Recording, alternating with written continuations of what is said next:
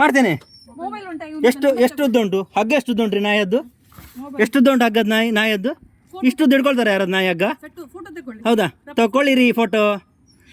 ನೀವು ನಾಯದ್ದು 2 ಕಾಟ್ನ ಹಿಡ್ಕೊಂಡು ಉದ್ದ ಹಿಡ್ಕೊಂಡು ಎಂತ ನಿಮ್ದು? ಓ ಭಾಳ ಕ್ಯಾನ್ಸಲ್ ಮಾಡಿ ನೀವು.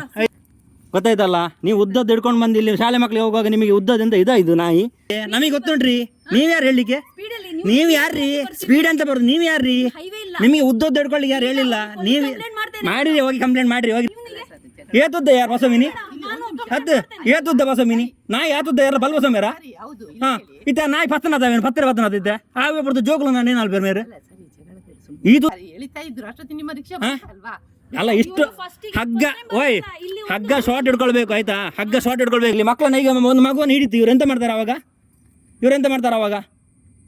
ಹಾ ನಿಮ್ಗೆ ನಾನು ಲೈಸೆನ್ಸ್ ಕೆಲಸ ಮಾಡಿ ನಿಮ್ಮ ಅಪ್ಪ ಅಲ್ಲಿ ಇರೋದು